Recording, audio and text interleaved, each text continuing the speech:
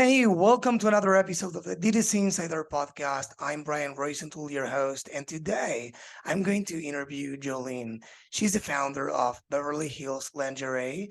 She started the business when she was 18 only and immediately landed in top three of Shopify stores that launched in the same period. How cool is that? Hey, Joline, thanks for being on the show. It's a pleasure to have you here. Hi, Brian. Thank you so much for having me. I'm excited to get to chat with you. Yes, me too. So why don't you start by telling the audience more about you and your story? Sure. I'm born and raised in Beverly Hills, California, and I went to USC as a pre-med major.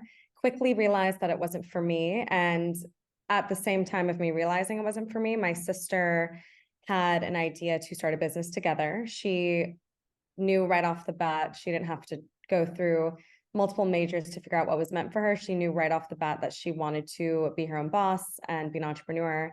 And it just worked perfectly at the timing for me to start a brand with her.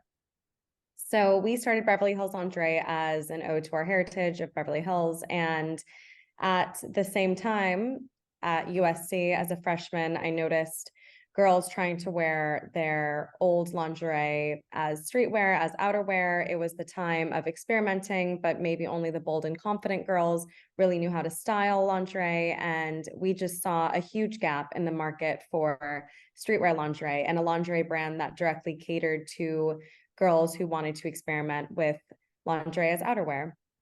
So we went out and set a mission to close that gap and close the white space in that industry. That's great. So I'm curious, I gotta ask you, how did you land in the top three of Shopify stores that launched in the same period? Because with only 18 years old, I don't even remember what I was thinking at that age, right? And you were launching a business and not only launching it, but you know, um, landing it in the top 3% of those stores. So why do you think that happened? What led you to that point? Thank you. Good question. I think we were very lucky to have a good community around us, a lot of offline marketing in the sense of supporters of friends and family, community. We were still in school, so we had a huge community at USC.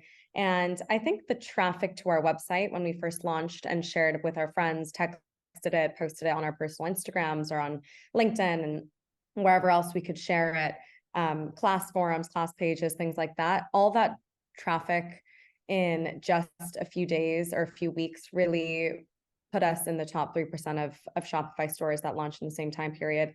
Also the idea that we really had good community, that just that it just really helped us launch and set a good foot forward and for Shopify.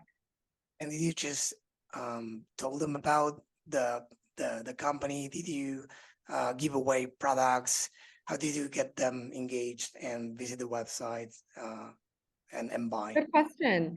I don't think it was anything actually too substantial in the sense of giving away products or giving away offers. Of course, there were special discounts and offers, but any new customer, new client receives the same offer. I think the excitement we built and how excited we were and how confident we were in our brand. And of course, you hear this a lot, and it could be in the sense of a customer or an investor, but you invest in the founders. And when you see the founders so excited to share their brand, believing in the brand, so confident in what they built and what they're selling, you can't help but catch on and you can't help but want to support.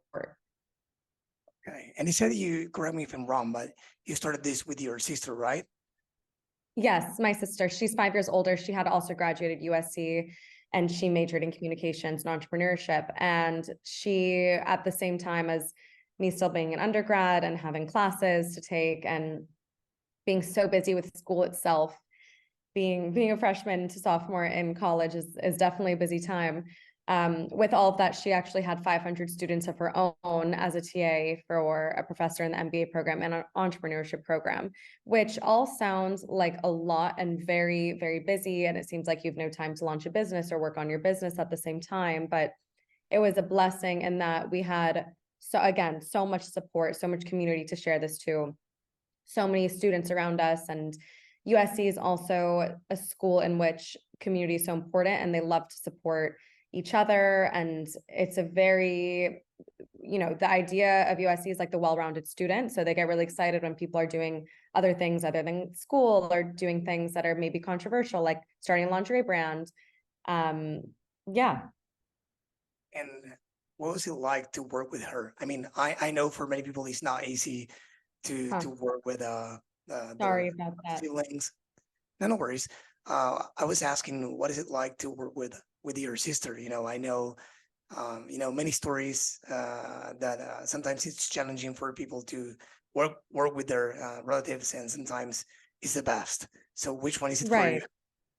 Right. We've heard so many horror stories, and we did all throughout growing up of siblings not being able to figure it out years into business or starting the business and just causing lots of unnecessary fights and not getting along. And our parents were very adamant on sharing these stories with us, so we know what not to do and what shouldn't happen to us, and how sisterhood is the most important thing. Because if you know that your sisterhood is the most important thing and is the priority, then you can be a better business partner in that sense. If you think business is the top priority, your business isn't going to do well because your relationship needs to be strong in order to have a successful business. So when we decided to work together, we had very specific ground rules, and we built the foundation that our sisterhood is the most important, and whatever happens with the business happens, and that we're not going to lose sight of our relationship. And having such a strong personal relationship leads to a strong business relationship. It's not the other way around. And I think people get lost in that and may think that it is the other way around, and they need to start with a strong business relationship and then they'll slowly move into personal relationship. But just having the same values and the same morals on how to have a good working relationship can really guide you through that. Working together, we really found our complementary strengths and weaknesses while working together. We figured those out slowly, and we figured out we are such complements to each other, and that we can fill in for each other's strengths and weaknesses, and it's just worked really well. Awesome. Talking about ground rules, I have discussed with some well-known business owner they are in the men's beauty space, and they applied a system called EOS. I don't know if you are familiar with it. I think it comes from the No, book I haven't heard of it. Traction. Yeah, there's a book called Traction by Gino Wickman. I totally recommend you read that. It's like the entrepreneurial operative system, right? There are many of them. This is one widely used in the space, and it basically sets like strong foundations for and let's say not only strong but specific frameworks that you need to implement as an owner, and for you and for the rest of your team, including your partner and every team member, to actually have a clear idea on on who should be in each of the seats of your company, Definitely. what's right, etc. So it's a great book. I always recommend reading. And this guy actually, I'm not saying it for this reason, but this guy actually in the interview told one of these horror stories you were referring to earlier in the conversation, and he ended up firing his brother, right? Wow, And yes, I've heard of this yeah, so yeah, much. We knew all these stories, and it just gave us more information and tools to move forward yeah, better. yeah. But I wasn't bringing it up for that reason anyway. I was saying that it gives you, some formal operative system for knowing not only for your sister but for the rest of the team members what each of them should be doing, who is to help you evaluate who is ideal for each role, etc. Besides, sometimes it's obvious, sometimes it's not. But anyways, you said you leveraged the community, and that's great to start the business, and that helped you land in the top 3 of Shopify stores that launched in the same period as you. But how do you took it from there, from the campus, from your community?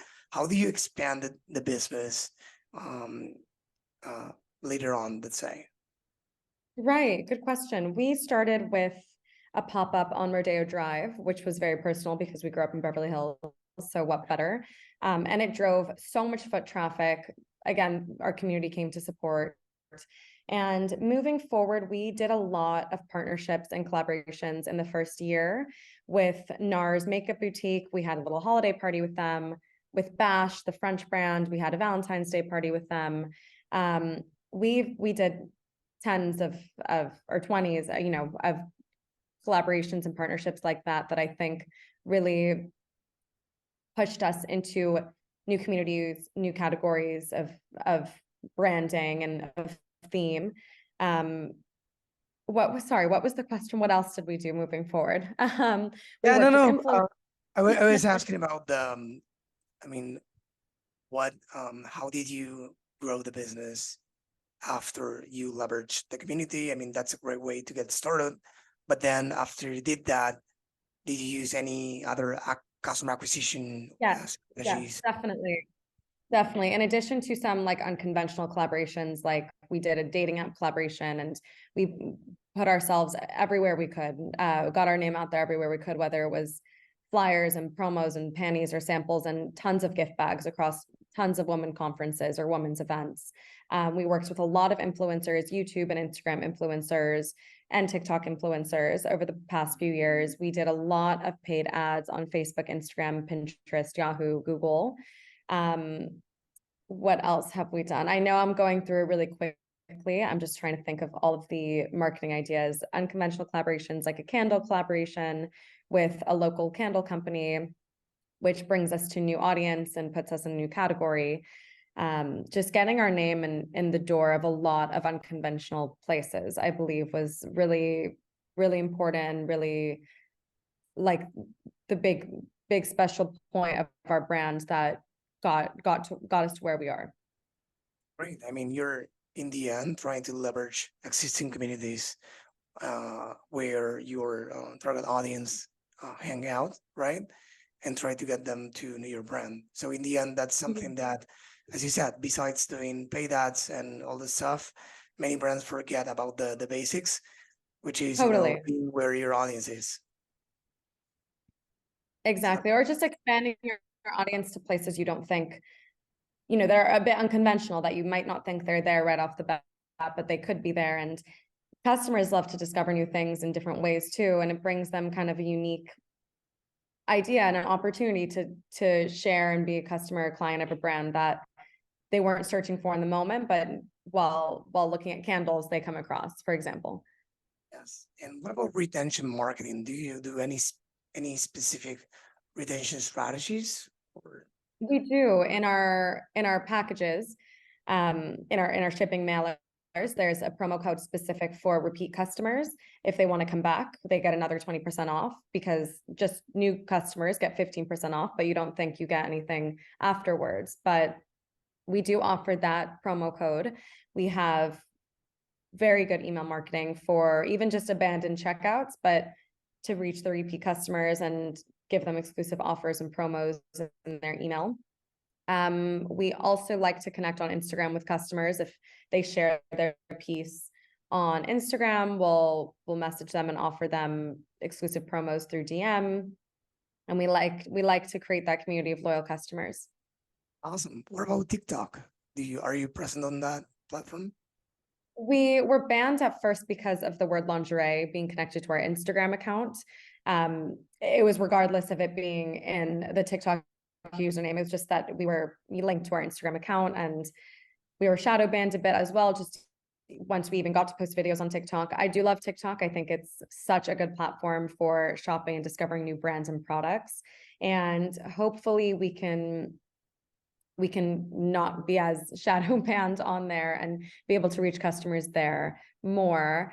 I'm not so upset over that fact, because I'm not sure that our customer base is very young.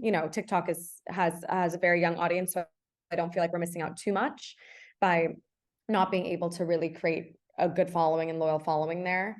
But of course, we have to use all avenues. We have to use all social channels.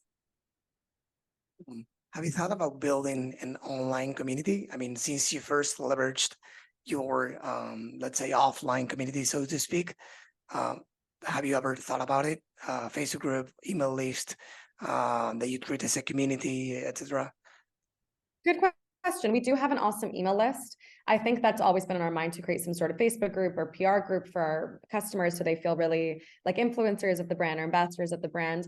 I think we're waiting to grow the audience and customer list more so we get a better sense of who the customer is. I know after 5 years, you do have almost a good sense, but I think we're still learning because sometimes we get surprised around the holidays when we see a lot of male names, for example, a lot of Yeah, men are shopping, and then, you know, some other times of the year, it's a lot of women shopping, or the channels are always the conversion, of course, that we see, the channels are all over the place. So I think we're still learning and building the ideal customer for Beverly Hills Lingerie before we can create that kind of community, just to make sure that when we do, it's perfectly tailored and catered to exactly the customer that we have in mind.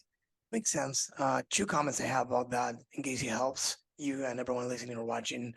Um, One, have you implemented any post-purchase survey to know more about your customer base?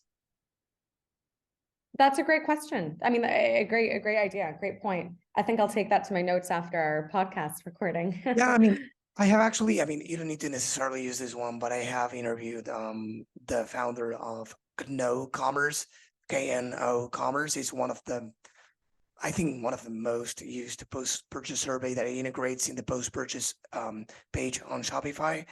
And it's great because it gives you a lot of stats, the recommended questions to ask, to learn more about, because you get the answer to what you ask for, right? And Mhm. sometimes it's not as easy as it seems to ask the right questions to get the answers that you truly want. So they give you assessment on that as well. And it's great to get more soft data, let's say, Right. and not only what they buy and how much they spend, but also who they are, if they buy for themselves for a gift or anything like that, and how they, I mean, how they heard about you, since you do a lot of offline efforts or efforts that are not 100% trackable, let's say PR, etc. That's great for tracking that as well, at least to know, to have a better sense on that. And the second one, I recently interviewed Brock Mamoser, who is the founder of Frostbody. He's built, I Mhm. don't know, in another 3 years, 30 million plus company or something like that. And he Right. actually created his Facebook community 1 year ago. And he currently has more than 25,000 members and adding 3,000 every month. And the way he told me and the audience he did it was by leveraging his existing email list, encouraging them to do that in exchange of, I don't know, discounts and all kind of prices. But mainly, that's how he did it. He first grew his email and SMS list, and then he used Very all nice. that power to create the community in a hassle-free way. Let's say you don't need to start from zero. You can have your best customers, those who love the brand, be there as well. And he moderated it at first, and then of course now he has moderators who are actually customers that Right. volunteered to do that. So it's a great story, and I invite you and everyone listening to listen that to that episode, because it's very actionable, and I think it would be great because Thank since you you. say that many people love your brand, and I'm sure they do, they will be more than happy to belong to this community online. Wonderful. Thank you so much. Very good point. I'll take a look. Yeah, no, my pleasure. So talking about, the what every D2C brand needs to be successful nowadays, it's a kind of a strange past few years, right? We have had many things going on in the world, in the US, in the economic Mhm. aspect. It was a roller coaster for many brands, many ups and downs, and everyone is, watching their numbers, their costs, profitability, etc. So I know it's a tough question, but what do you think D2C brands need nowadays to be successful and have a rest a great rest of the year and great start of the next one. Great question. I know this is so vague and it seems kind of crazy, but I always say a brand needs everything because customers need everything in order to make a purchase. And customers need to feel familiar with the brand, they need to love the brand, and they need to feel emotionally moved by the brand in order to become a customer. And by everything, that means familiarity. It's like a lot of ads, like running a lot of ads, showing them 3 to 5 times, and that can, create a customer. It's product as well, of course, and it's also the benefits that the product will give you. The product and service industry aren't too far off because I always think that products act as services. What our lingerie is doing, for example, to customers is making them feel good. It should make them feel confident. It's selling the emotion, it's selling the feeling, it's kind of selling the service of the product. So there are a lot of elements that go into acquiring a customer. And I think that having them all, or at least touching upon them all, can really help customer acquisition, rather than focusing on just one thing. For example, like you can have the best product, but if no one can find it, or if no one really cares why they should have it, you're not really getting a customer. So touching upon all of the points that I just said, I think can lead to a purchase. Great answer. And more specifically now about Black Friday, do you think that where do you think brands should be focusing on for this time of the year? Do you think it's, for example, I don't know, new customers, existing customers, promoting their best products or the surplus of previous collections? What do you think about that? I would say all of them across the board again, but if I had to choose, then I would say repeat customers will always be loyal. They've loved your brand once, so it's easier to get them to love it again. In that sense, then probably your best selling item, putting it at a discount if it's the priciest item as well. For us, I know our priciest item is also our best seller, and some repeat customers may have not bought that item at first, but bought a less expensive item and have been eyeing the more expensive bestseller for months now, and they're kind of waiting for it to go on sale. They're waiting for Black Friday.